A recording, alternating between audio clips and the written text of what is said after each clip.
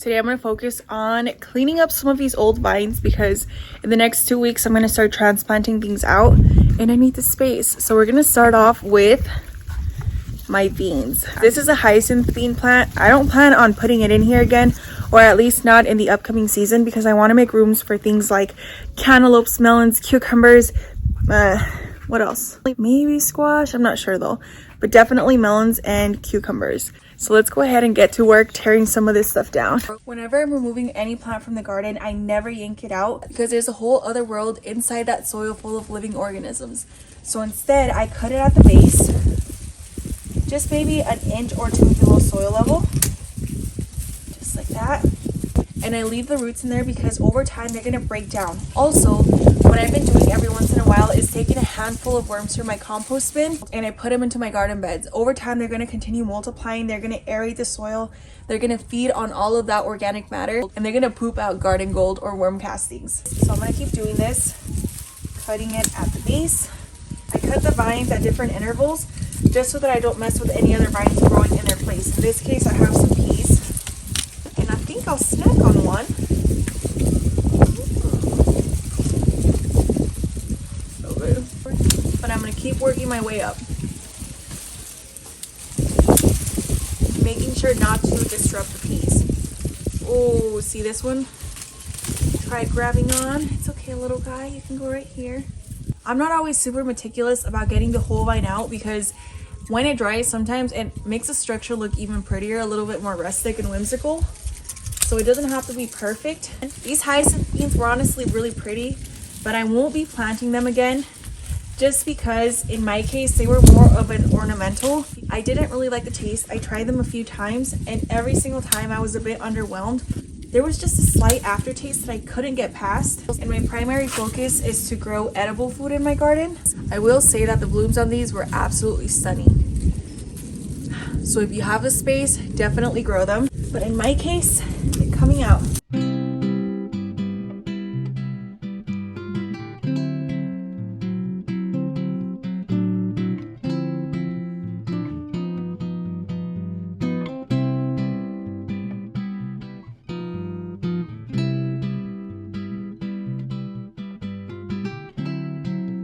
This is the after. It looks so much cleaner and ready to be replaced with other vines. And as you can see here, they wrap themselves so tightly. I figured it was best to just let them be.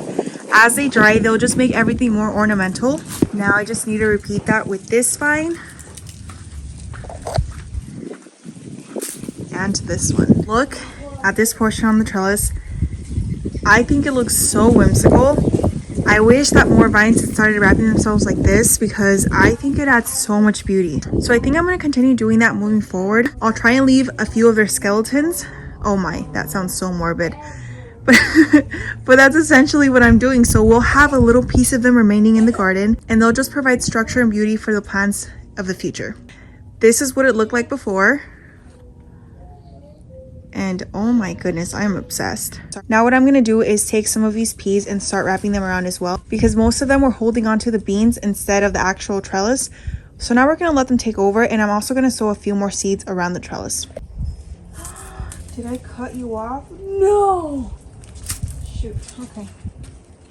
So all I'm doing is wrapping and intertwining them. That way their tendrils can eventually find the trellis and hold on themselves.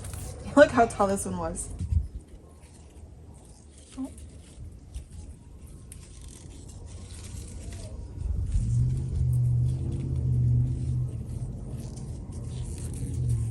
Okay. The yard-long bean is finally down and it looks a little bit funky, but it did produce a lot. And while it is no longer here with us, I think its skeleton deserves to remain in the garden. One could argue that in the past season, it showed courage, integrity, courage again, and not litigious. This part is gonna hurt my soul, but I'm gonna have to remove some of these headless greens. This one used to be a purple of Sicily cauliflower and I left it in here because I like to use the leaves as greens. But because I'm going to be transplanting things out, I want to amend this little portion of the garden and unfortunately it's in the way. Are you guys ready for this? The base is actually in the center of the garden bed.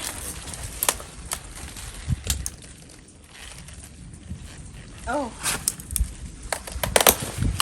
Look at this.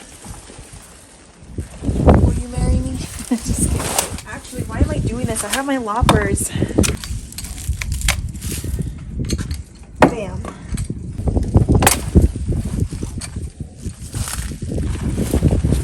These things are monsters. Look at that.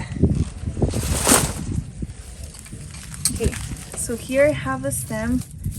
I'm gonna follow it a bit more, maybe to like right here, and then I'm gonna cut it off right there.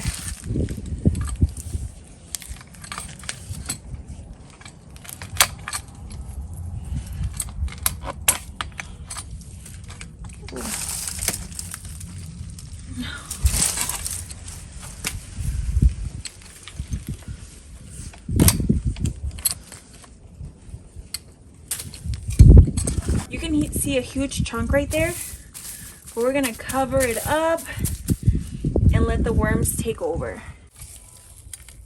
Hasta la vista, baby. Ah! They're finally out of the garden, but why does it make me feel a little dead inside? As painful as that was, it was time for them to come out because I needed the space. I mean, look at this, you guys. This takes up so much space. And this is when they're flopped over. Imagine when they're opened up. I mean, these things are massive. Look at this. I'm not just gonna toss them away though. I'm gonna take all of these greens and I'm gonna cook them up.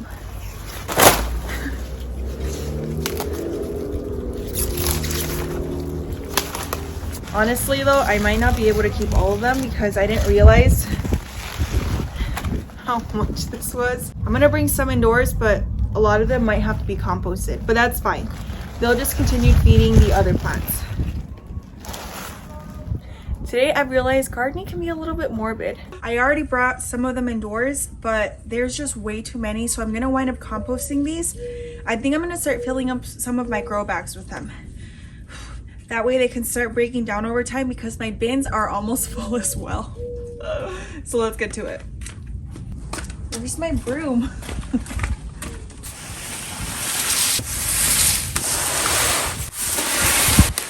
I'm just gonna start tearing some of these off. That way they're easier to fit into my grow bags.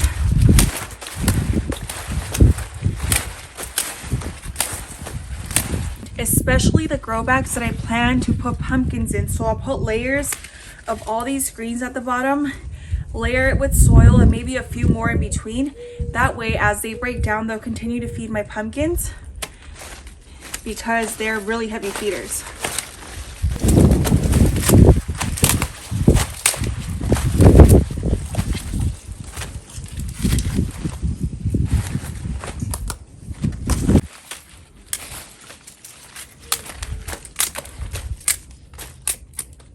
Never make a gardener angry. Gosh, just kidding.